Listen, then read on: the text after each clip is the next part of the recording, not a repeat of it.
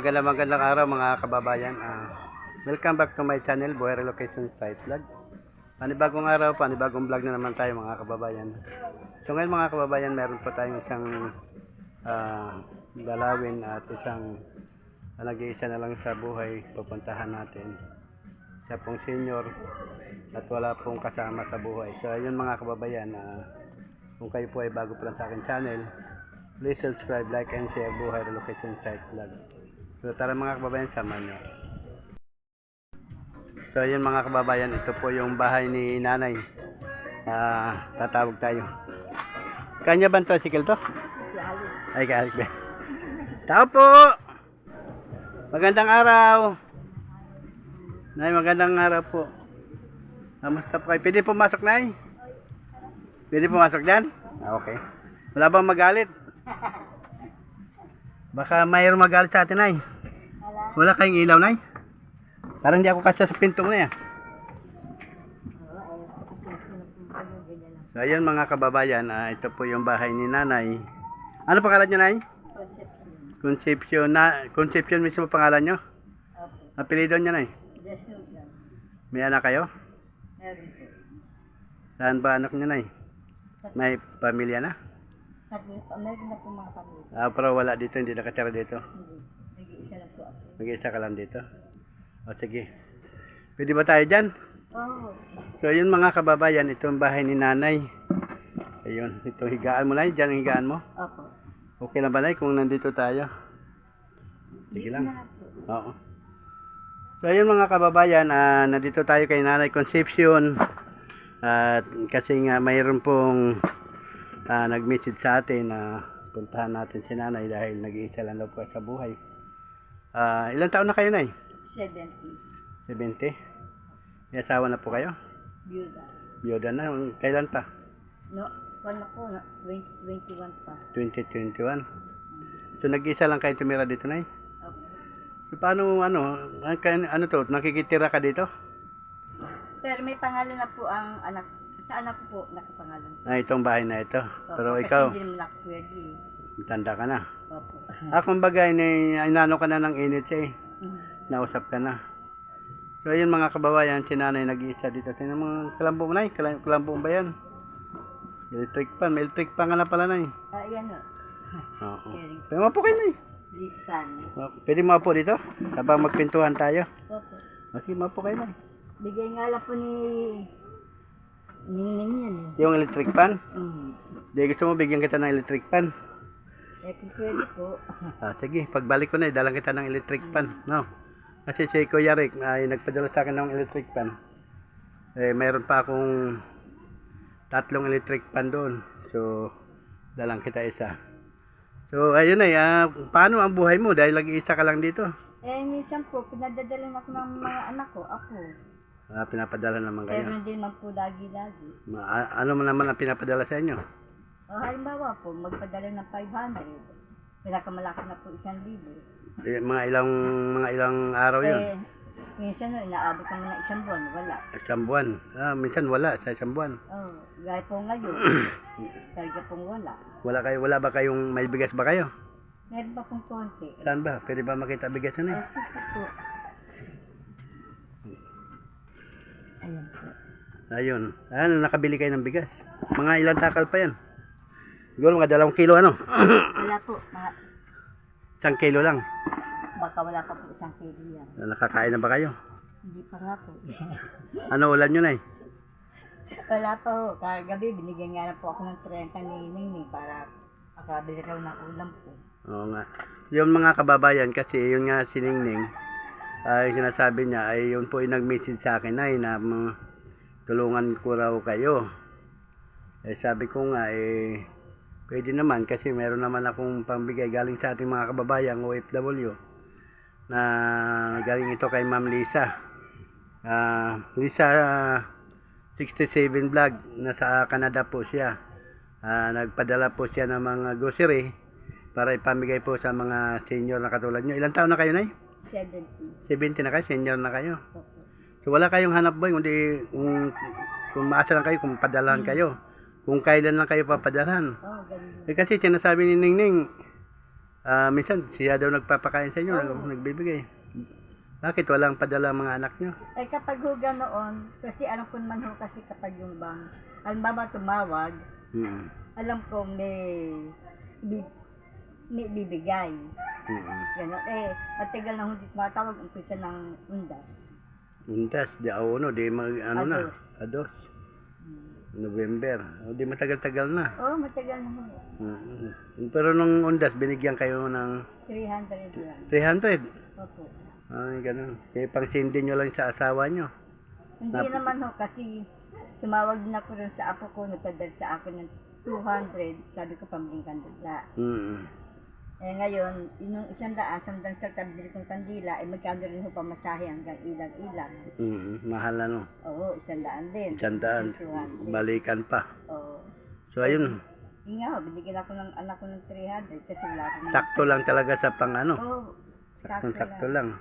So, wala kayong pagkain. Kaya saan galing bigas nyo na eh? Eh, binigyan mo ako ni Ningning nung ng 50 ng isang araw. Binigyan naman ako ng kapitbahay kong kilos ng 100. Grabe. Makabili ko ng maski 1 kilo kalahati ng bigas. Grabe man lang. Ganyan lang. Pero mga kababayan, tingnan mo yung higaan ni nanay. Ito, yung maliit na papag. May papag kayo na eh. Tapos, ang sahig niya, ano lang siya, yung tambak na yung lupa lang ano. Hindi ba kayo binabaha dito na pag umulan? Ay, binabaha ko. Hanggang saan ba ang tubig dito? Kapag ho, talagang gaya noong Ulysses, hanggang dito ho. Hanggang tuhod. Opo. Itong huling baha po na eh. Kabay, hindi naman tayo apektado masyado Ito dito na eh. hindi naman ho. O, kasi konti lang ang Basta ulan. ang kwan lang ho, ayan, lahat siya tumutulo. Ito lahat ng yero mo tumutulo. Oo, ito hindi pa. Yun ho, lahat siya tumutulo. Oo, wala na. Bulok na talaga yan eh. Oo. So, ngayon eh, mayroong kung ipasalubong sa'yo. Kasi nga eh, ito ay galing kay Ma'am Lisa 67 Vlog na from Canada. Nag-birthday po kasi siya na, salip na mag-birthday siya. Naisip niya na yung panghanda niya, pamimigay na lang sa ating mga kababayan tulad sa inyo, mga senior. Ayun. Ito na yung galing po na to, ay 5 kilo bigas po ito.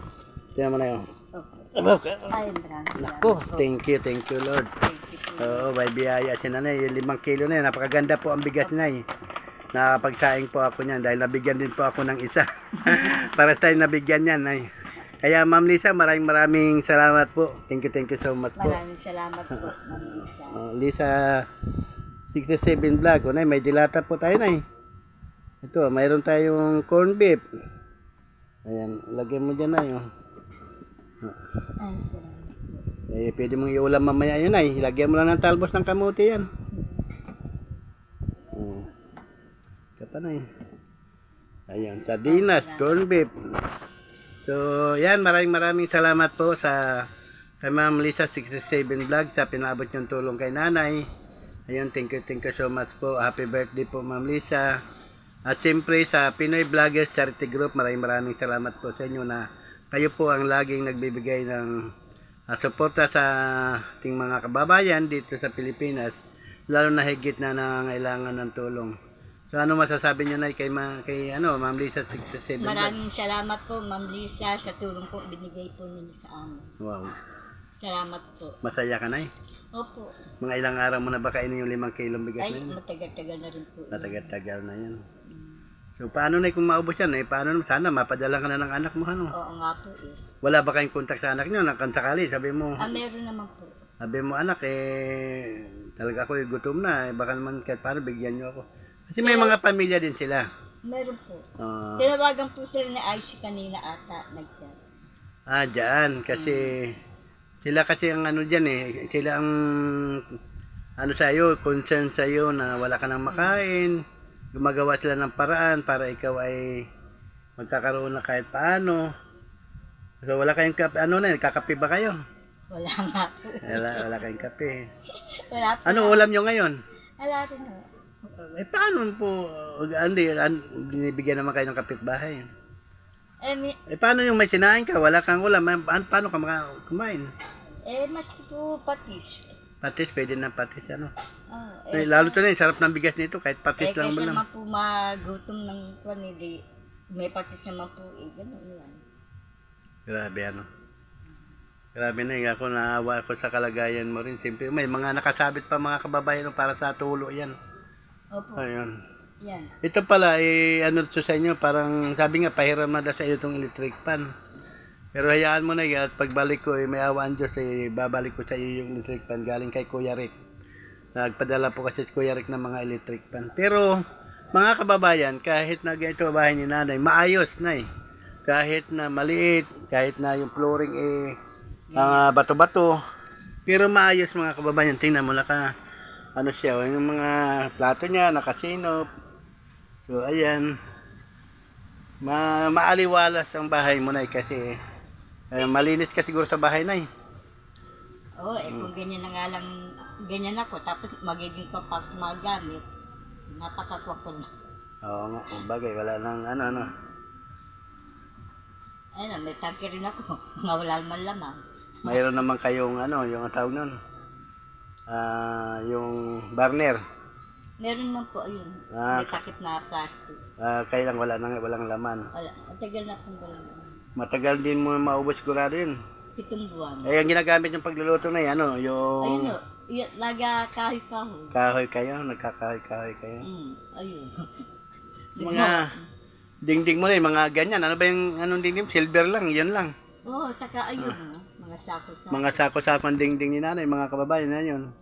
Tapos may mga yero na may iba, pero makaramihan yung mga luna, Oo, yan. mga lona, sako. Silver, yun, silver ang niya, yung parang styro yung luna. Opo. Kasi kung mangungupahan ka, lalo kang wala, di ba? So kahit paano, maganda na rin itong kalagayan mo. Ito namang hungkot ko na ito, binigay lang sa akin din ng pinsan na asawa ko. Oo. Kaya ako nagkaroon ng higaan. Oo. Naman ng papag, ginawa ni Alex. Si Alex yung nagano niya, gumawa. Mabait mga kapitbahay mo na yan, Mababait naman ho. Sabi nga, mabait ka lang. Mga kwanto sila. So, ayan na, ano man po ang paabot namin sa inyo, yun po ay mula po sa ating kababayang Ma'am Lisa 67 Vlog. Kaya sobra po ang aking pasasalamat kay Ma'am Lisa na dahil sa kanya nakarating sa inyo yung kanyang yung grocery at bigas, yung dilata. So ito mga kababayan mo. So ayan na, siguro hindi na rin ako mag-ano sa'yo para makapagsain ka na rin, makapagkain ka. Kumain na ba kayo? Hindi pa. Hindi pa nga. Nakataob pa yung pingga ang kaldero nyo eh. Yung ba sinasayangan nyo? Oo. Yung maitim na Na rice cooker. So kakahoy lang kayo. Nagkakahoy lang po ako. Saan- Hindi naman po magsaing. Pero marami naman kayong kahoy na ginagamit. Ayan ho, sa sako. Minsan doon sa maraming kahoy sa Matimbo. Hindi ho, meron naman dito. Ayun pa. Hindi pa lang nasisibak. Oo, kasi may tinibag kaming bahay doon. Napakaraming kahoy na panggatong. Kung dalhin ko dito sa iyo, gusto mo? Panggatong 'yun eh.